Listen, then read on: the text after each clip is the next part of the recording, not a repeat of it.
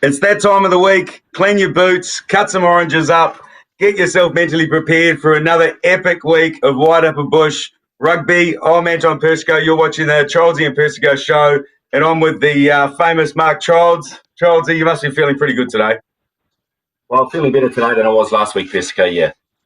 All right, who are our guests on the show today, Childsy? Well, today, Persico, Morena, everybody, we have Fergus Rutherford from the Gladstone Rugby Club to talk about what's happening out at Gladdy, and our own Max Marnie, our international rugby referee, fresh from doing some lambing up there at Ikitahuna. I do understand, so yeah, we'll talk to them shortly. Hey, now last week we had the Pick the Score competition. The prize was $3,000. And look, there was someone who took this prize, and congratulations to Jana Kawana Hutton, who won $3,000.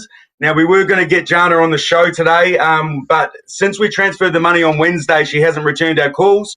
So, obviously, she's living large, having a great time, and when you blow the money over the next week, Jana, we might get you on just to say hello and thank you, yeah? Yeah, look, Jana, we've got to do some promo around this, so if you're watching the show, make sure you answer your phone, please. Fantastic. Now, we do have Pick the Score again this week, and thanks to Mark Childs at Ray White, we're back to $500 cash. So, Childsy, Bruce, you'll say that's a measly $500, I will add.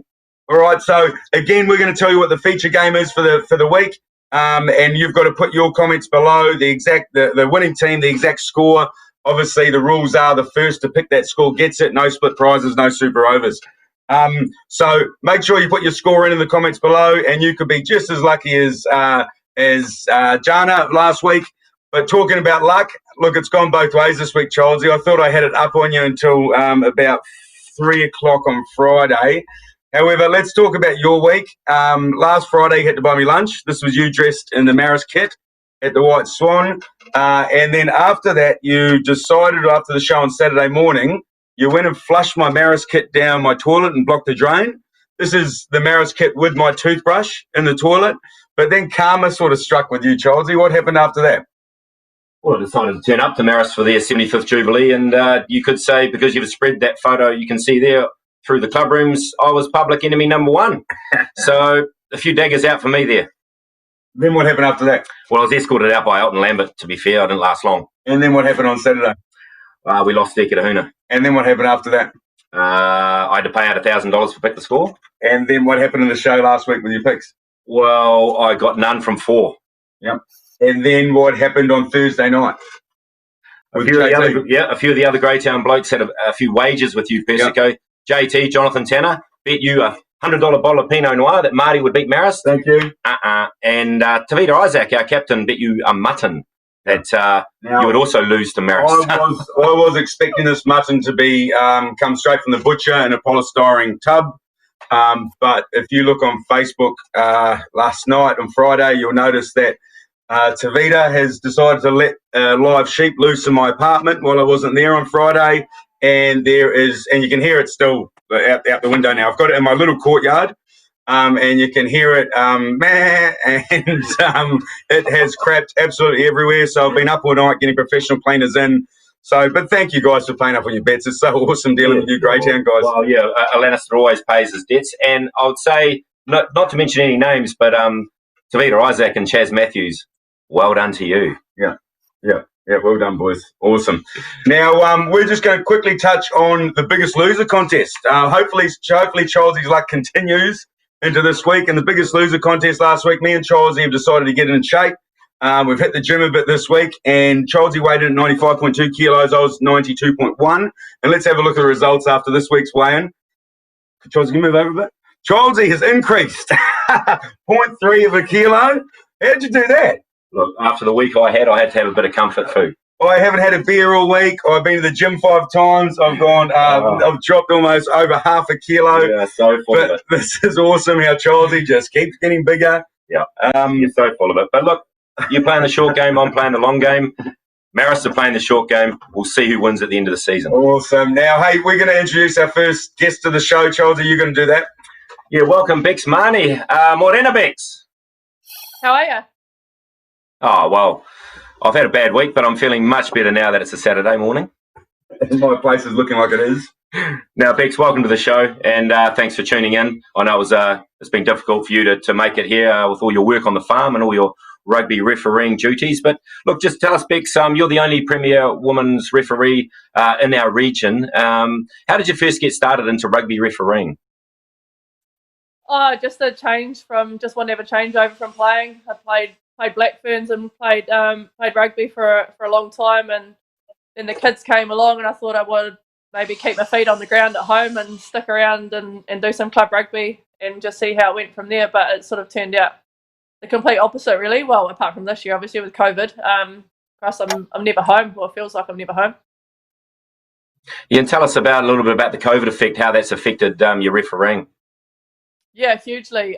So I'd done 10 games between Super Development and got the opportunity to run touch for Super Rugby pre-COVID, and my 2 Six Nations Test matches were cancelled as a result of COVID, obviously. So it was pretty gut wrenching, to be honest. I'd worked the whole summer to make my way over there, and I guess things happen for a reason. I'm grateful for the fact that I didn't jump on the plane, otherwise I would have been, caught up in it. But yeah, a few months later, and a bit of a recheck and reality, and I guess everybody's going through it around the world. I'm one of the fortunate ones, I guess, in our women's test match group that can be running around the field. So I guess there's a different enjoyment factor to it now. I'm not contracted to New Zealand Rugby, but it still doesn't mean the same opportunities aren't there. Yeah, great, Bex. Now, Bex, you're an inspiration to any rugby referee, being either male or female. We have heard that there could be a new female assistant referee hitting the scenes in Wairarapa. Could you just tell us a bit more about that? Are we referring to Sarah? Or have you got someone else up there? Yeah. Yeah, no, it's awesome. I had Sarah run touch for me down in Eki. Amazing woman, like I think we all good referees on the sideline, and we're all good referees watching Super Rugby, and we're all you guys probably 2 of the best I've seen around the show. But it takes guts, and it takes there's a few more down there on Saturday, I suppose, at the Marist game, but a few stood out. It takes guts, though, Can you just indulge a little bit more about that? Thanks. Well, what happened, Childsy? Childsy? Bex reffed an awesome game, Māori versus Marist, but with about 5 minutes to go, she started handing out yellow cards like they were cheeseburger vouchers to the Marist team, and I might have got a little bit vocal on the sideline, and it wasn't at you, Bex. It was nothing personal. I was just sort of trying to ref the game from the sideline. I'm really sorry about that. Yeah, a great amount of motivation. Really gets me excited, and there's nothing more inspiring than a bit of support from the sideline. But yes, so back to Sarah. Pretty cool that she was. She whipped up. She was like, "I've never done this in my life. I have no idea what I'm doing. What am I getting myself into?" Obviously, Eki's a challenging ground at the best of times, and so for her to run up and down the sideline with a flag and be as confident as she was, I guess we're lucky to have her, because we're struggling in numbers, and I think most unions around the country are struggling in numbers. And just we can tick a few boxes, get a few more girls in there, then it'd be quite nice. That's awesome to hear, Bex. And if there's any female referees or people that want to get involved in refereeing, who should they contact? They could probably contact anybody at the Wairarapa Rugby Union. But anybody, it's awesome when you're running around refereeing a game, because there's so many referees in every single game, and I think, shit, you'd be so good if you had a whistle in your hand. How good would it be to see you? Yeah, you guys have got some talent there. There's obviously a lot more talent running around the fields in New Zealand, and the older we get, the better we get, obviously, as well, which helps. Exactly. But yeah, there's plenty of boys out there that I say, shit, I can't wait till I see you with a whistle in your hand, mate. I cannot wait to be on the sideline. So just on that, Bex, look, I've got a question. I've been watching a little bit of club rugby obviously a lot of club rugby over the last few weeks. There seems to be one sort of, I always grew up with no question is a silly question. So I'm going to ask you a little bit about the scrum rule. See, what I see over the last 3 weeks, and a little bit of frustration from the sidelines, is I noticed that the scrums going backwards and spinning seem to be getting rewarded with a penalty or something else. Now I'm 5'8", I know nothing about scrums. I don't even want to put my head where those forwards put their heads. But can you elaborate a little bit more on the scrum rule? It could be a silly question. Well, we just make it up, really. Just whatever looks good, we go with, don't we? Nah. Nah, just kidding, guys. Scrums, well, it's 16 people going head to head, isn't it? And they all have a different idea or a different process. And I think most teams will have some pretty talented old fellas in their teams that know how to jig the system. And just because you're going backwards, it doesn't necessarily mean that you're not at fault. So teams will make different movements. Teams will pull back intentionally to try and wheel a scrum. Teams will try and promote one side. And it's up to us to work out whether they're doing it legally or not. And I guess when you're, when you're standing 60 metres away, it's bloody hard to see what is or what isn't going right. I'm assuming that the cheering goes for their team regardless of whether they've made the right or wrong decision. It's just it's more supporting the person that that the decisions were against, I suppose. So yeah, she's a bit fickle, and I was the first five, and I did look at scrums and go, holy Jesus, I have no idea what the hell's going on here. But a little bit of study, a fair bit of work, and she uses millions of scrums just watching over and over again, and you soon see different processes and just what some of those boys are trying to do and trying not to do. And yeah, some get away with it, some do it very well, others maybe struggle a little bit. Hey, cool. Hey, thanks, Bex. We're going to talk to you shortly because we want your summary of the Martinborough Maris game. So we're going to move on, and we're moving on now to the results for the Moose Carpenny Cup. The first game that we're going to cover, awesome result here. It was Greytown versus Eketahuna. Eketahuna get up 19 versus 17. Now, I wasn't at the game, but Childsy, you sure were. How'd you get on? Well, firstly, Persico, it wasn't an awesome result. I'll correct you there. But look, we started really well, got out to a 12-0 lead, looking good. But Eketahuna on their home ground, old timers day, they hung in there, they stuck in the fight. Their forwards in the second half, especially the last 20 minutes, really came home strong and dominated that last passage of play and came away with a match-winning try and conversion. So hats off to Eki. You deserve the win. Awesome. Go the chook. Well done, mate. A bit of bopping happening in the midfield as well, right here. Now, the next game, Maris versus Marty. Bex, we're going to bring you back on. Are you there at the moment? Yeah, mate, I'm here. All good. Cool. Tell us about this game. Your thoughts on it. Yeah, so I was quite excited by it. Obviously, pretty cool achievement for the Maris Rugby Club, and really honoured for me to be a part of it. It was really well supported, great crowd, and I think 9 tries, 17 penalties, 3 yellow cards, as you've already jabbed in there. Yeah, I noticed that.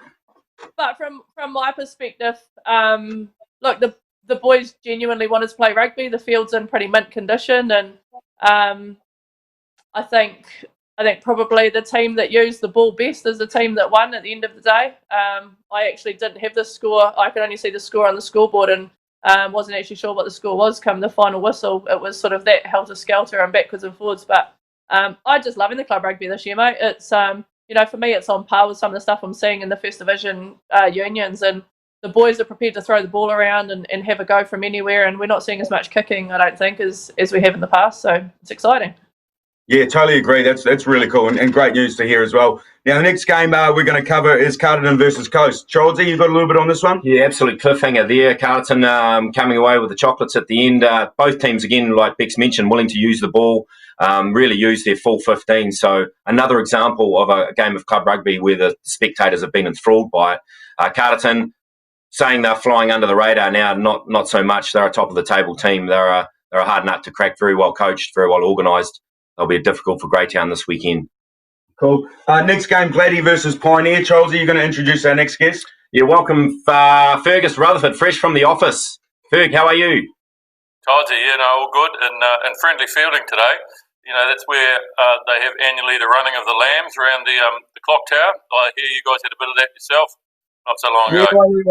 Yeah, I had the running of the lambs through my bedroom, my living area, my bathroom. There is... excuse the language, sheep shit for miles. I've got a massive clean-up job. Look, anyway, get on to the game because I really don't want to talk about this. You always rely on a good farm consultant to put a townie in his place. Outstanding. Absolutely. From what I hear, it's only like a 6-week-old lamb too, so it should have been out of container. It's a fully grown thing that's bunting everything around, Fergie. Look, enough of you. Ferg, we're getting on to Gladstone now. Tell us about this game last weekend. Yeah, no, went out to Glady and watched the game. Glady got a try at the end and probably flattered them a bit. So Pioneer were pretty competitive throughout. Probably some of their forwards could do with a bit more fitness, but other than that, they were really competitive. Gladstone struggled all season in the tight five, and that happened again, which put them on the back foot, but they stuck at it and are improving. So, optimistic for the next couple of weeks. Yeah, Ferg, you've had a lot to do with the Gladstone Rugby Club over the years and with junior rugby, etc. Tell us what's happening out there at Gladstone. Yeah, the club's in pretty good heart. I've sort of played and been chairman, and now I'm chairman of the JAB. So I guess we'll start with that. We've got 9 junior teams, 110 players, so that's pretty good for a little country club, across all the grades, under 13s to under 6s.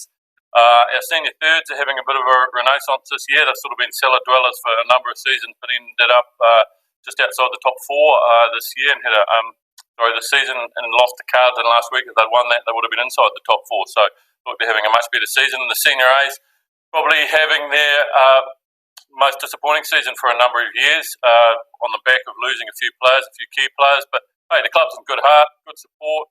Some old stalwarts coming along. Interestingly, we had Mike Rock Fleming's son, Jonty, win the game against Greydown for the thirds the other day. Scored a try and kicked the winning goal. And Charlie Myers' son, George, is playing on the wing for the senior A. So there's always a lot of crap spoken on the sideline when he's there. And he's trying to get back into his media career. So you guys might have a bit of a competition. I hear he's signing a contract with Sky Sport this week. Fantastic. Now, hey, talking about players, Ferg, the word on the street around town on Saturday night, there's a couple of players from the Gladstone side who are thinking of transferring to Marist next year. Now, I just want to confirm this with you, but I've got a photo here of Charlie Barge. He's at the Marist Club Rooms looking pretty happy with a Marist tie on. Look at the smile on that guy's face. And also we've got Jock Cameron, who has also been seen wearing a Marist bucket hat around on Saturday as well. So these 2 players are thinking of coming across to Marist. Can you tell us more about this? Yeah, I'm not too sure. That wasn't in that horrible accident the Pope had a few years ago, was it? They weren't there just making sure he's okay. I couldn't really comment, but alcohol does strange things to people. You certainly wouldn't see that happening in my day. Yeah, no, sorry about that. I didn't want to mention names or anything, Fergie. But hey, we'll get back to you shortly. We're going to move on because this weekend, or let's actually go to the competition table because this is getting pretty interesting here. Go to the Facebook page to see this. But what you'll see is Greytown out on 17 points, Carterton on 17, East Coast on 17, all separated by for and against here. Marist in 4th place on 16. We're on 17, but lost another point, I would add. No, there was a miscalculation 2 weeks ago, but Marist are on 16, correct. And everyone here, I think even Gladstone have a possibility of making the top 4, depending on of making the finals, depending on for and against. So these games this weekend are really, really interesting. But something more important than this week, this round is this week we have the semi-finals for the reserve grade, Childsy. We do. I'm not going to run through the results from last week. I'd rather focus on the semi-finals we have this week. Look, this competition has been outstanding this season. A lot of good competitive rugby and some clubs with some really good numbers. What we've got, the Coasties topped the North Division with 5 from 5. Richie Red Eye Robertson has got them humming this season. Big points differential. Look, they're taking on Carterton this week out at Coast, and I can't see Coast losing that one. I think they'll go through to the final. With, as I say, the culture they've got out there this season. The other game is the Greytown Papawai Prowlers at home to Puketoi, are also a very good side. The Prowlers, though, 250 points for, only 38 against. They're the favourites for this one. They're the favourites for the competition. I expect them to win on Saturday and to be taking on the Coasties in the final. So get down there and watch these games. It's outstanding. Cool, awesome. And next week's show, those teams that make the semi-finals, we're going to invite some of the players on from that reserve grade to have a chat with us as well. This week, pick the score competition, $500 from Ray White. It's the top 4 clash, Carterton versus Greytown. This is going to be a pretty epic encounter. I haven't seen a draw this season. We haven't seen a draw this season. I'm picking a draw for this one. However, if a team wants to win, it's going to be Carterton. Childsy, how have you prepared for this one? Because I must hear your preparation's been a little bit average. Yeah, no lights at the ground on Thursday night, so we trained in the dark. But, a few injuries. You've got to take these setbacks. Yeah, a lot of injuries, 5 season-ending injuries, 3 open-side flankers. The boys have to dig deep on Saturday for the Grant Cup and the Toyota Cup, which is up for grabs. So there's plenty of motivation there. All right, come on, Carter, get up there. All right, next game we want to cover, or the next 3 games we want to cover, we've got Pioneer versus Marist at home at Jean Street. Who you got for this one, Childsy? Well, look, I've been picking Pioneer all season, and come on, Pioneer. Marist have suffered in the past from a serious dose of Pioneer-itis. This is an actual condition that does affect a lot of teams, and let's hope it affects this Marist team on Saturday. So come on, Chopper, get your boots on, get out there and bring home a win for the Pioneer Club. Yeah, I've got obviously Marist on this one. I think they're going to bring the Moose Carpenny Cup home as well. So East Coast versus Eketahuna.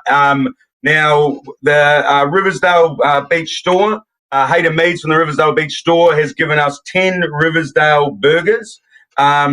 Rick Hepburn will be at the game, and the most vocal players at that match, Rick Hepburn's going to give you a voucher for a Riversdale Beach burger. So thanks for that, Riversdale Beach Store. Who are you picking? Who have I got on this one? Oh, it's a tough one. I'll tell you a little bit about this game. It's a game of contrasting teams. Ooh. Coast using the balls, stretching teams to the sideline and back. Eki going up front. Eki going up front with their forwards. It's an intriguing contest. I'm going to go for Eketahuna. I've been picking Coast all season, but this is Eki on the rise. I saw them last week. I'm going for Eki. No, I've got Coast on this one. I think Coast will win it by 10. They're going to be too expansive. Run Eki around, and I only believe Eki can win at home. So, Martinborough versus Gladstone. What do you got, Fergie? How's your preparation been? Yeah, no, boys been going all right. I can only go one way with this. Stevie Thompson's always a slow improver, and he's got the boys improving. It'll be close. Always a tight rivalry with James Bruce. He's really got a black and gold heart, even though he won't admit it, having captained the side with me. And, I think Gladdy will get up by 5.